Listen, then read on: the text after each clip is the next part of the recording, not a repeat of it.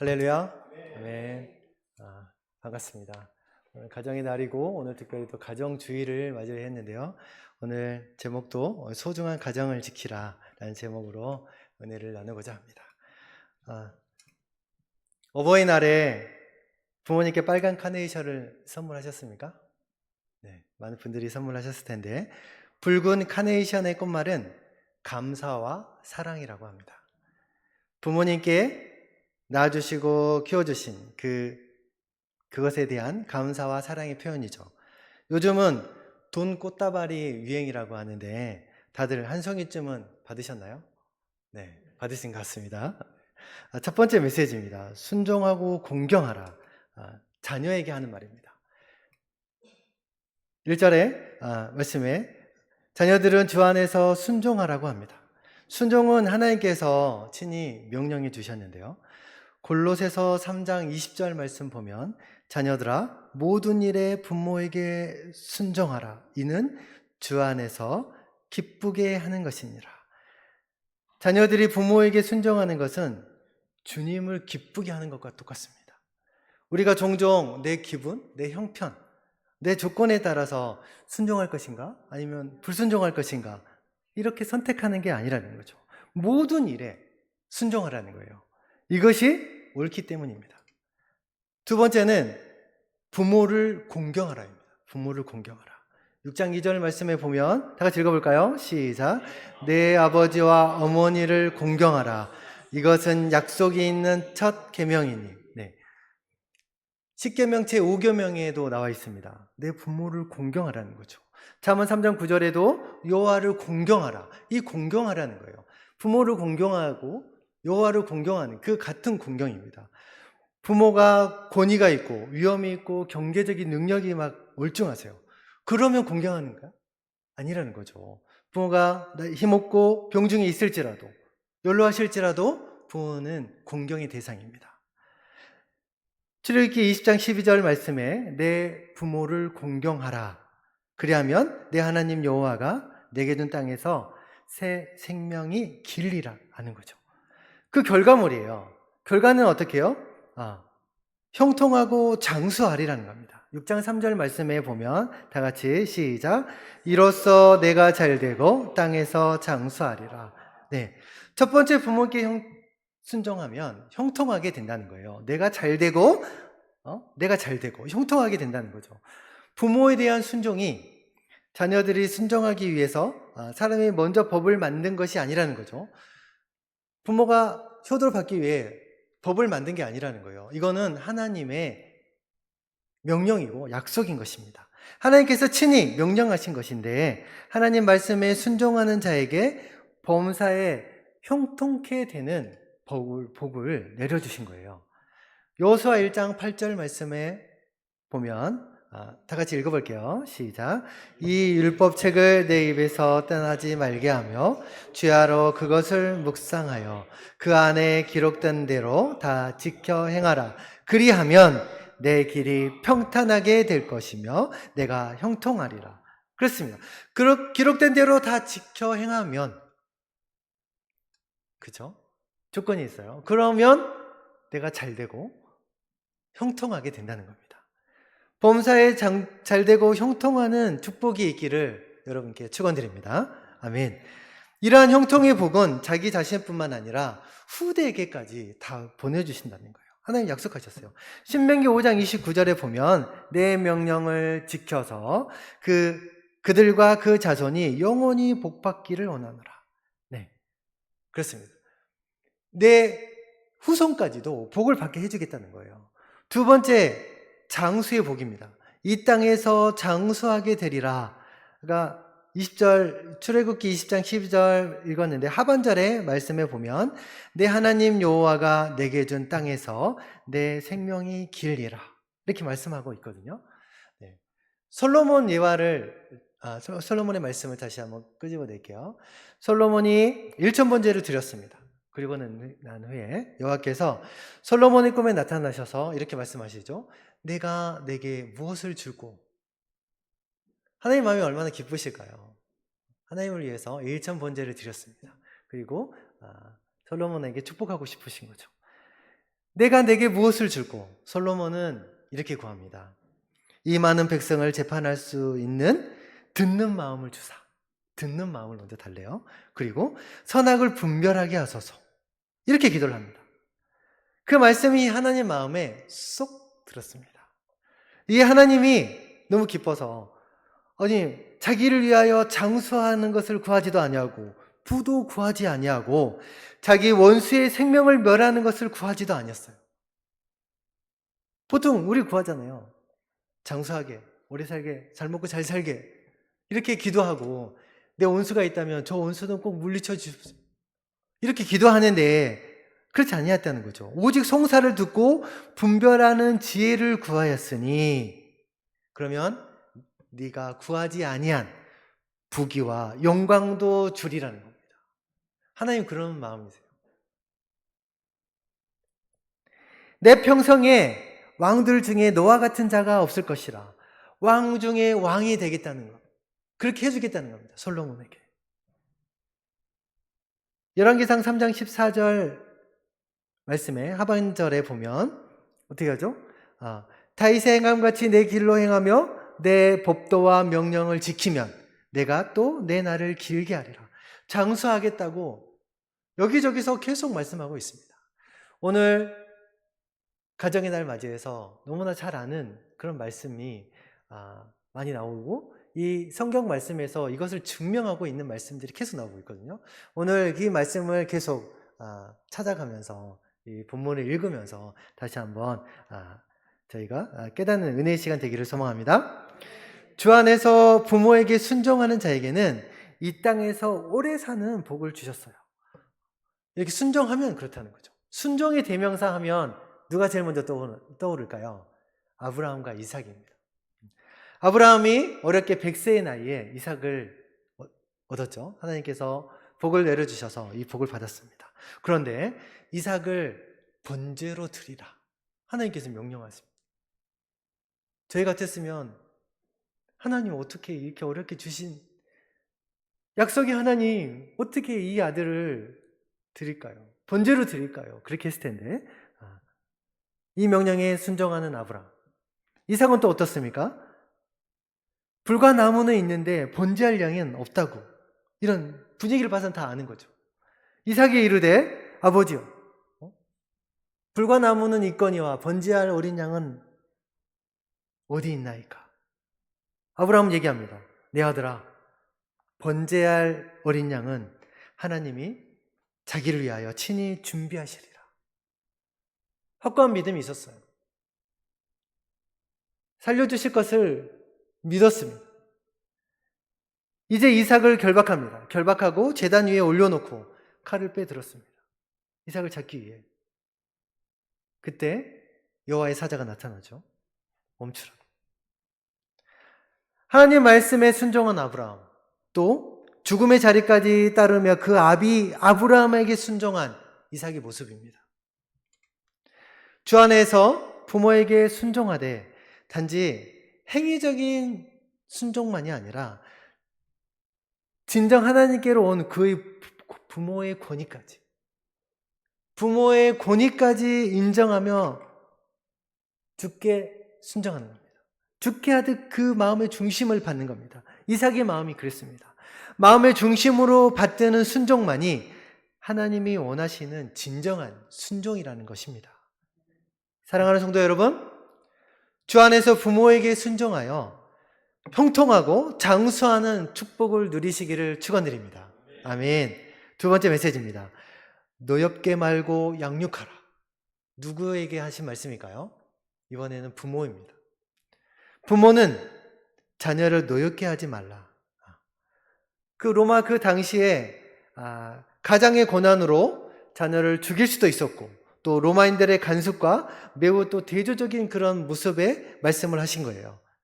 불순종한 자녀들이 있다면 그 자녀들을 내쫓았어요. 그리고 노예로 팔 수도 있었습니다. 그런 문화적인 배경이었는데 자녀를 노엽게 하지 말래요. 자녀들이 내가 낳았고 내가 길렀으니 내 마음대로 할 수 있었다고 생각했던 그 문화적인 배경이었어요. 자녀에 대해서 종이나 물건 등으로 취급하고 다룰 수 있는 주도권이 있다고 생각했습니다. 이런 문화 속에서 자녀를 노엽게 말라는 말씀은 모든 부모들에게 약간 충격적인 상황이에요. 이 명령은 자녀를 화나게 하면 안 되니 어떻게든 자녀에게 맞추고 자녀가 원하는 대로 해주라는 그런 명령일까요? 그렇지 않죠. 부모가 자녀를 노엽게 하는 이유들이 많은데 그 첫 번째, 부정적인 언어를 많이 사용했을 때. 그죠? 자녀에게 부정적인 언어를 막 문자를 막 날리고 감정적인 그런 표현을 하는 겁니다. 그리고 두 번째, 지나치게 엄격하고 너무 가혹하고 편애하는 거. 똑같이 사랑 못하는 거죠. 이런 것들이 가장 자녀를 노엽게 하는 이유라고 하는데 첫 번째 예를 들어볼까요? 이 부정적인 언어를 사용하는 거. 부정적인 말로 계속 말하면 어떻게 된다고요? 자존감도 낮아지고 위축된다고. 그 저희가 스티그마 효과라고 알고 있죠. 저희가 그 설교에도 배웠습니다. 예를 들어보겠습니다. 꽃에게 물을 주면서 와 예쁘다, 아름답게 자라라, 이렇게 사랑의 언어를 계속 했다고 하면 어떻게 되죠? 예쁜 꽃을 피우고 잘 자랍니다. 그런데 반대로 부정적인 언어를 사용하면서 잘 자라지 못하게 하고 부정적인 언어를 계속 사용한다면 어떻게 돼요? 오히려 죽고 만다는 그런 연구 결과, 자 들어보셨죠? 이번에는 참 재미있는 실험 결과가 있는데 한 유리병이 있습니다. 유리병 안에 내가 화낼 때 나오는 이 기운을 유리병 안에 담아 놓았어요. 그런데 거기에 모기를 넣잖아요. 모기를 넣으면 모기가 몇 분 내로 죽어버린대요. 반대로 내가 웃을 때 내뱉는 그런 숨의 기운을 그 유리병에 넣으면 모기가 잘 자라고 오히려 번식을 한다고 합니다. 이런 재미있는 결과가 나왔는데 꽃과 모기도 부정적인 언어보다 긍정적인 언어를 좋아한다는 거예요. 하물며 우리 자녀에게 긍정적인 언어를 사용해야 되지 않겠습니까? 이게 피그말리온 효과, 다들 아시죠? 지나치게 엄격하게 또 대하는 그런 노엽게 하는 예입니다. 다윗 아들 압살롬을 생각하지 않을 수 없습니다. 너무 엄격하게 대뇌를 뒤었습니다. 압살롬이 어떻게 했죠? 여동생 다말을 욕보게 한 그 이복 형제 암논, 그 암논을 압살롬이 죽이게 되죠. 그래서 피신을 합니다. 그술로 피신해서 도망해서 3년 동안 머물죠. 그리고 신하들이 이제 간청을 합니다. 예루살렘으로 어렵게 돌아왔지만 왕은 압살롬을 만나주지 않습니다. 압살롬은 부모에게 잘 보이려고, 다윗에게 잘 보이려고 불도 질러서 관심을 유도하죠. 그렇지만 결국 관심을 받지 못하고 반역의 길로 들어섭니다. 그리고 끝내는 죽게 됩니다. 다윗은 내 아들 압살롬아, 내 아들 압살롬아 한없이 통곡하며 눈물 흘리는데, 이렇게 지나치게 엄격한 이런 태도가 부모, 자녀를 노엽게 하는 그런 상황이 되는 겁니다. 이렇게 자녀를 노엽게 하지 말라는 명령이 다음 저희 오늘 본문의 4절 하반절에 이어지는 그 말씀이에요. 부모는 주의 교양과 훈계로 양육하라는 거예요. 오직 주의 교훈과 훈계로 양육하라. 자녀를 바른 방향으로 양육하기에 꼭 필요하다면 책벌을 통해서라도 깨닫게 해야 된다는 거예요. 징계로 잘못된 점을 교정하고 올바른 훈계를 통해서 자녀가 잘못을 깨닫고 뉘우치게 하라는 거죠. 주의 교훈과 교양으로. 잠언 13장 24절 말씀에 이런 말씀이 있는데요. 다 같이 읽어볼까요? 시작. 매를 아끼는 자는 그의 자식을 미워함이라.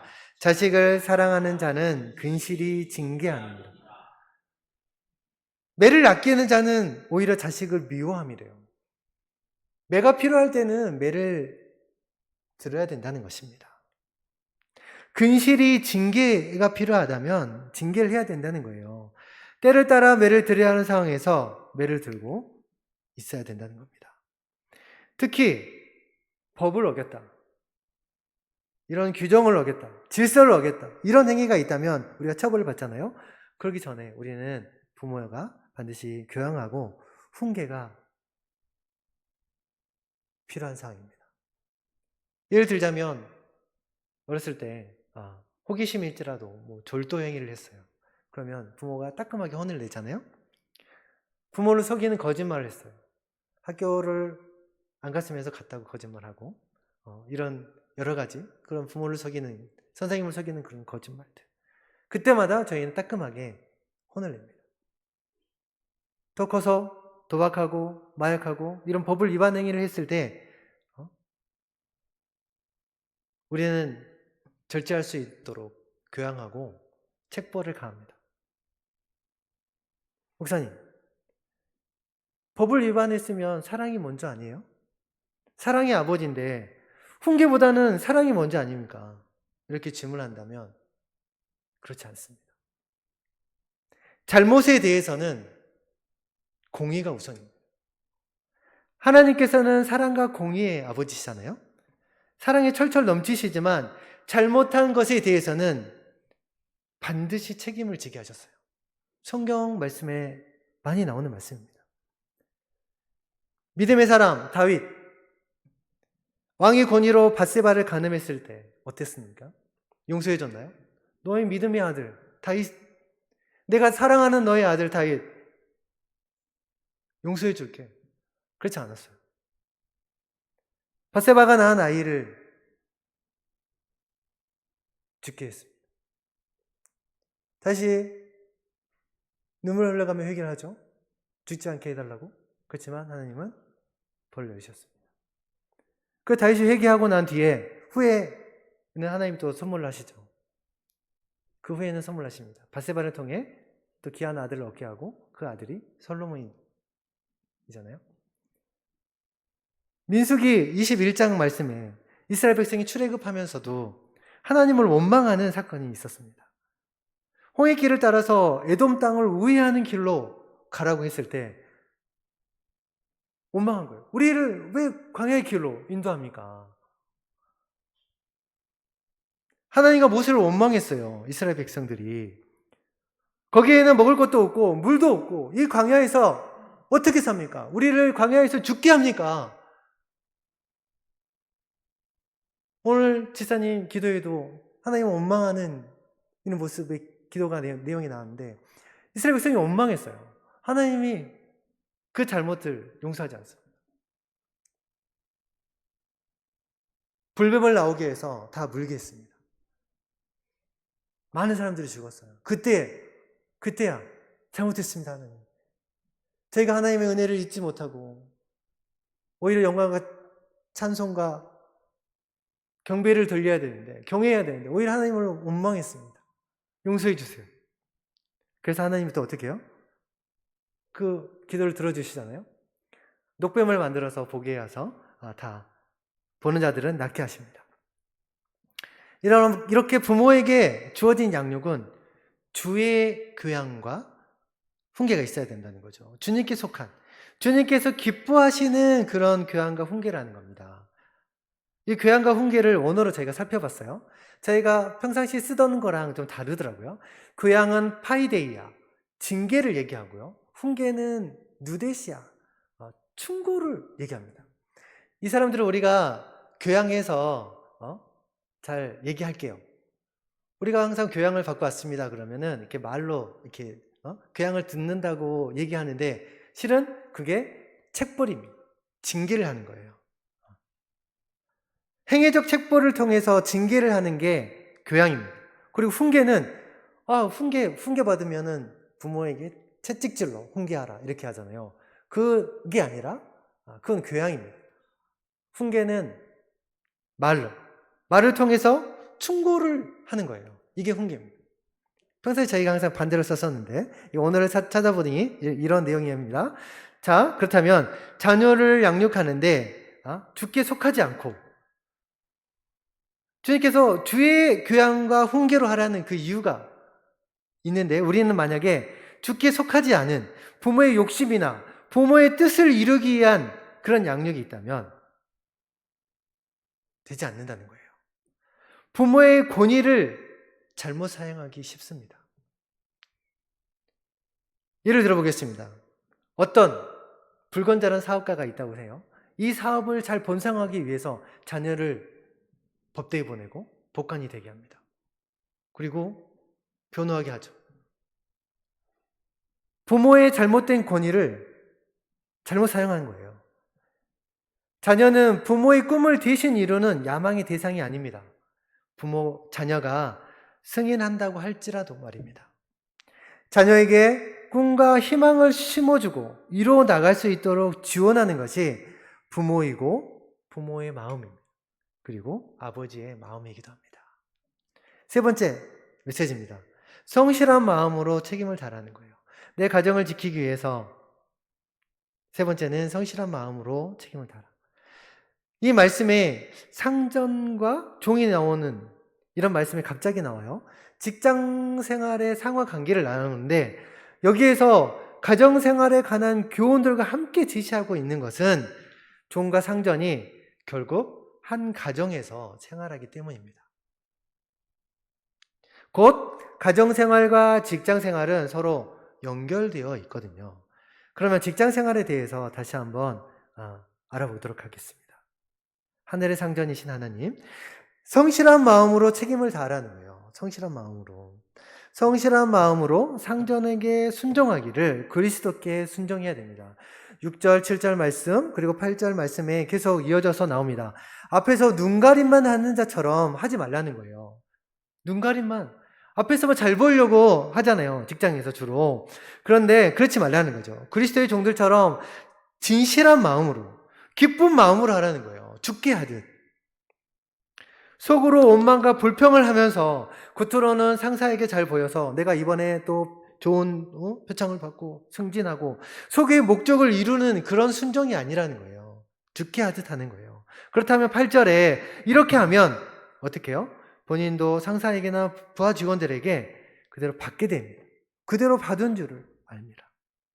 가정에서도 마찬가지라는 거예요. 오늘 이 직장에 있는 모습을 왜 가정의 말씀에 끌어왔을까? 부모에게 순종하기를 성실한 마음으로 하라는 거예요.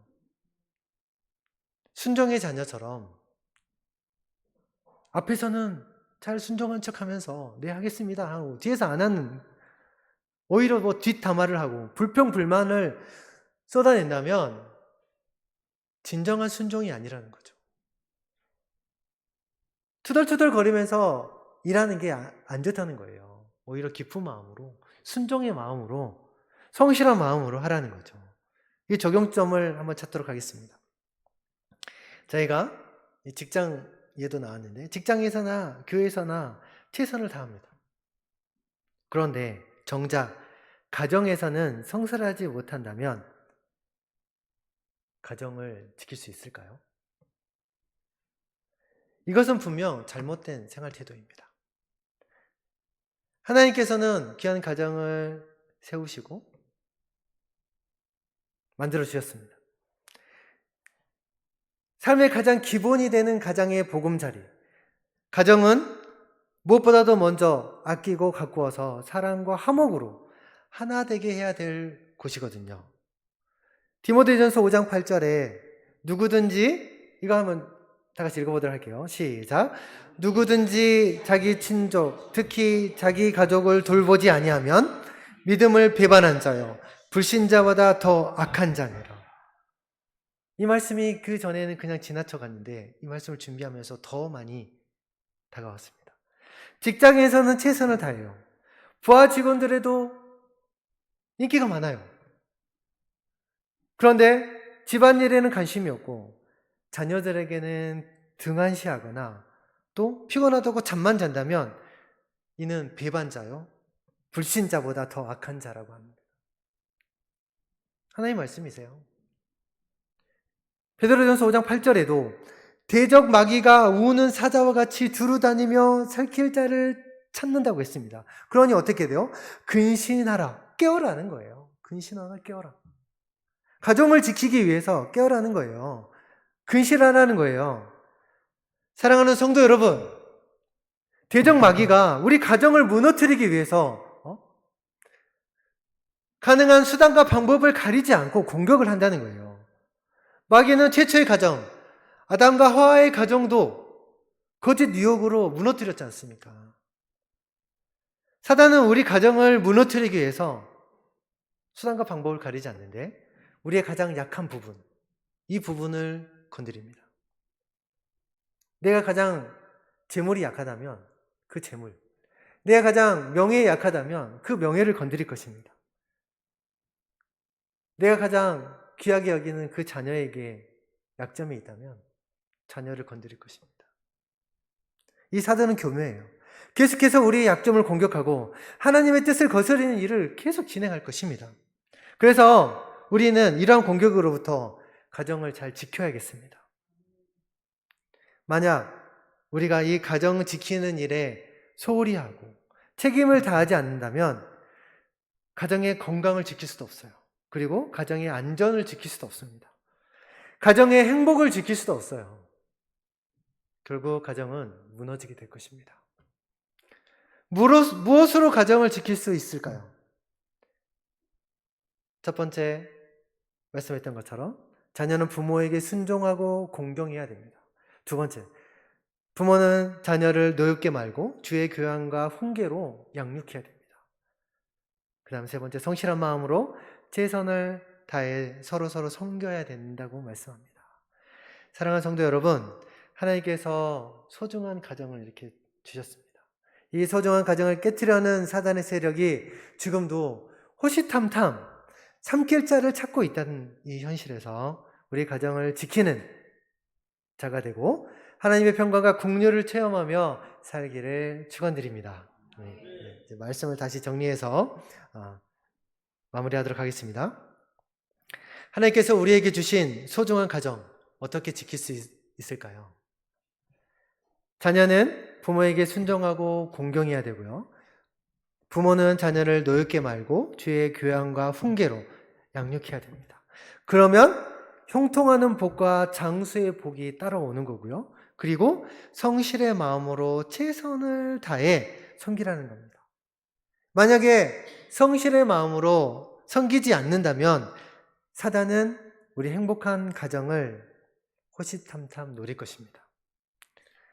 악인들이 악을 행하려고 가까이 막 다가올 때, 우리에게 가까이 다가올 때 하나님은 우리에게 더 가까이 계십니다. 엘리사가 어땠습니까? 자신을 잡으러 온 수많은 군사를 보았어요. 어떡하지? 그렇지만 그보다 더 가까이에 계신 하나님의 군사, 불병거가 있었습니다. 하나님이 이걸 보게 했습니다. 엘리사가 그 쳐들어오는 군사를 봤다면 더 가까이에 지키고 있는 불말과 불병거가 있다는 사실이에요. 저희들에게. 지금도 하나님의 가정을 분열시키고 깨트리는 우는 사자처럼 돌아다니는 그 악인들의 깨를 끌어내시는 말씀과 기도가 사자의 입을 막고 지키실 것입니다. 우리를 핍박하고 대적하는 자들이 많지만 보혜사 성령님께서 지키시고 보호해 주실 거라는 것입니다. 이 약속을 굳게 믿기를 축원드립니다. 이 말씀을 생각하면서 저희가 결단 기도했으면 좋겠습니다. 불신자들보다 더욱 주 안에서 부모를 공경하고 있습니까? 직장 핑계로, 세상 일로, 혹은 교회 봉사한다는 핑계로 가정에 소홀하지는 않았습니까? 자녀를 믿음으로 잘 양육하고 부모, 부부 간에, 가족 간에 서로 이해하고 감싸주는 그런 가정을 위해서 노력하지는 않았는지 하나님, 이 시간에도 결단하며 기도로 나아가겠으면 좋겠습니다.